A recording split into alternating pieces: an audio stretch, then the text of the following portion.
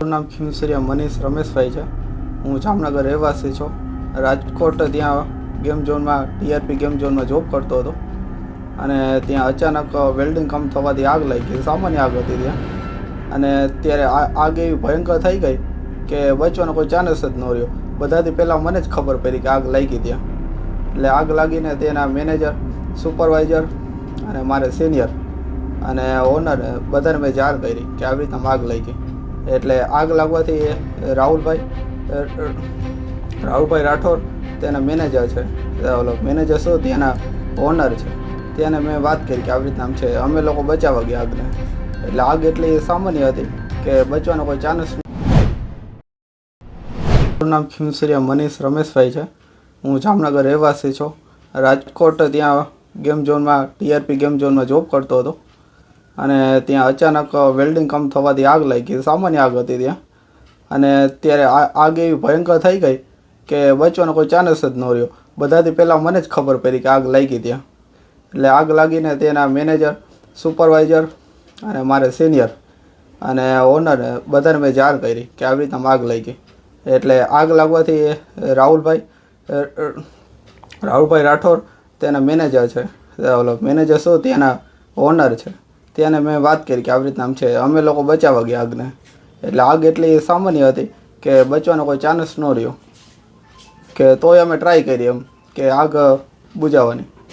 આગ બુઝીને એટલે પછી ત્યાંના ઓનરે મને યુવરાજસિંહ સોલંકીએ મને જે કીધું કે ઉપર કસ્ટમર છે, ત્યાંને કસ્ટમરને ધીરે ધીરે બધાને બહાર લેવો એમ। તો બહાર લેવા ઉપર ગયો તો બધા કસ્ટમરને 20-25 જણાને મેં બહાર કાઢ્યા એમ। ઘણા લોકો સરકતા તેરીને મેં બધાને નીચે લઈ આવ્યો। એટલે બધા એટલું આમ કામ કરતા એમ આગ એટલી ભયાનક થઈ ગઈ કે મારે નીચે ઉતરવાનો કોઈ રસ્તો ન રહ્યો એમ। કે રસ્તો એક જ હતો, આગળ પાછળ બહાર જવાનો, અંદર આવવાનો। એના કારણે આગ એટલી ભયાનક થઈ ગઈ, બધું સળગી ગયું। અને એટલે પછી હું બહારના રસ્તે ગયો અને ત્યાં મેનેજર હતા, સિનિયર હતા મારા, બધાને મેં વાત કરી।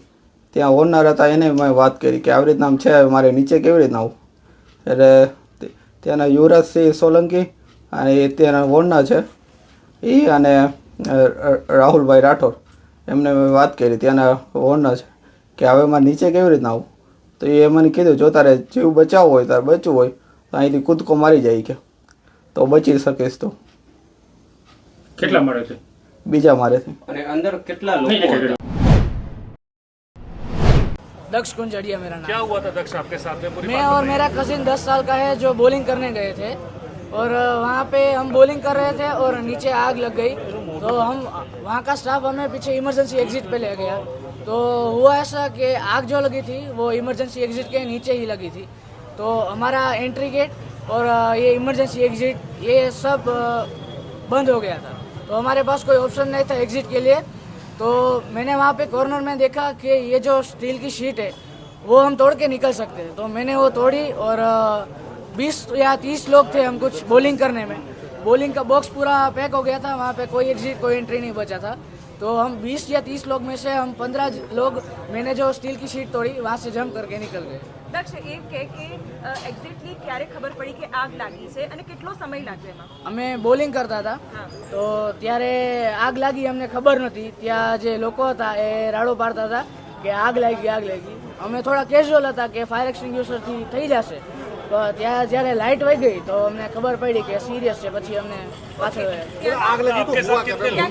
ત્યાંનો સ્ટાફ આવ્યો તો મદદ કરવા માટે? સ્ટાફ એમનો ત્યાં જ હતો પણ એ ત્યાં સલવાઈ ગયા હતા એ લોકો। अच्छा, सीन क्या था कि क्या सीन था जो तुमने देखा वो क्या क्या था, क्या सीन था? हिंदी में बेटा, हिंदी में।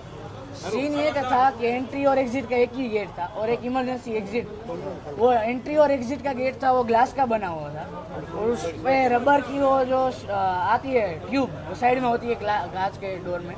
तो वो टेम्परेचर की वजह से पिघल के चिपक गई और वो दरवाजा काइंड ऑफ लॉक हो गया। अच्छा दक्ष, બ્લાસ્ટનો અવાજ સંભળાયો તો?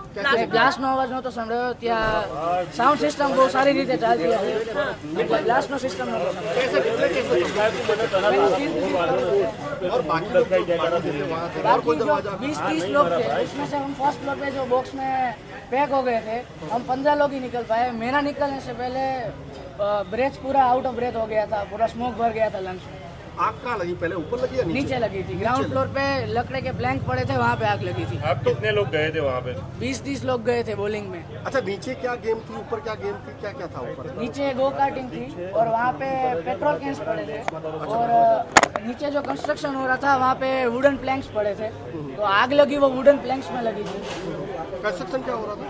वो नई गेम्स बना रहे थे, उनका गेम्स होने तो આગ લાગવાનું કારણ શું છે એવું કોઈ ખ્યાલ આવે આપને? ત્યાં બહાર ના, ભેગા થયા હોય, ત્યાં કોઈની ખ્યાલ પાસેથી નથી, જાણ્યું હોય? પણ જ્યાં બોલિંગનો એન્ટ્રી ગેટ હતો ત્યાં વુડની 2 શીટ પડી હતી અને એના ઉપર વેલ્ડિંગ કામ ચાલતું હતું, એટલે આગ લાગી ત્યારે અંદર કેટલા લોકો હશે નાના બાળકો અંદાજિત? કેટલા? નાના બાળકો જે બધા હતા એ ટ્રેમ્પોલિન પાર્કમાં હતા, બોલિંગમાં કોઈ બાળકો મેં નહોતા જોયા। અચ્છા, ઓકે, નીકળવામાં તકલીફ થઈ હતી? કેટલા એક્ઝિટ ગેટ હતા? એક્ઝિટ ગેટ અને એન્ટ્રી ગેટ બોલિંગનો એક જ ગ્લાસનો ડોર હતો હા. અને એક ઇમરજન્સી એક્ઝિટ હતો પાછળની બાજુ, પણ આગ એની નીચે જ લાગી હતી। અચ્છા, ફાયર એક્સટિંગ્યુશર ચાલી રહ્યા હતા? ના, ત્યાં કોઈ ફાયર એક્સટિંગ્યુશર નહોતા, તેમનો સ્ટાફ અંદર અમારી જોડે લોક થઈ ગયો હતો તે ટેમ્પરેચર ઇન્ક્રીઝ થવાના લીધે, એટલે ત્યાં અંદર ફાયર એક્સટિંગ્યુશર અમે નહોતું જોયું કે કોઈ યુઝ કરતું હતું એમ। ઓકે, એ જણાવો કે ત્યાં મોટાની સંખ્યા કેટલી હતી, તેનો સ્ટાફ કેટલો ત્યાં હતો? બોલિંગ કરવામાં 20 થી 30 જણા હતા, એમાં અમે બધા ટીનેજર જ હતા અને વધીને 20 થી 30 ઉંમરના લોકોની વચ્ચેના લોકો હશે, ઓકે. કોઈ ઓલ્ડ એજના જાજો લોકો ત્યાં બોલિંગમાં નહોતા। ઓકે, તમે કેવી રીતે નીકળ્યા ત્યાંથી બહાર? મેં ત્યાંથી પાછળ કોર્નરમાં અમને ઇમરજન્સી એક્ઝિટ પાસે લઈ ગયા અને ત્યાં અમે પતરું તોડ્યું અને ત્યારબાદ પછી મારી સાથે 15 લોકો નીકળી શક્યા હશે લગભગ કેટલી વારમાં આગ સ્પ્રેડ થઈ ગઈ હતી? Within a minutes. ઓકે, અને એટલી વારમાં ઘણા બધા લોકો દાઝ્યા પણ હશે, જોયા હતા તમે? ના, ત્યાં ઉપર આગ હજી પહોંચી નહોતી, અમે જ્યારે નીકળતા હતા ત્યાં સ્મોક એટલો હતો કે ઓક્સિજન પૂરું થઈ ગયું હતું અમારું। નીચેની શું સ્થિતિ હતી જ્યારે? નીચે અમે ઉપર હતા એટલે નીચેની સ્થિતિનો ખ્યાલ નથી અમને। જમ્પ જ મારો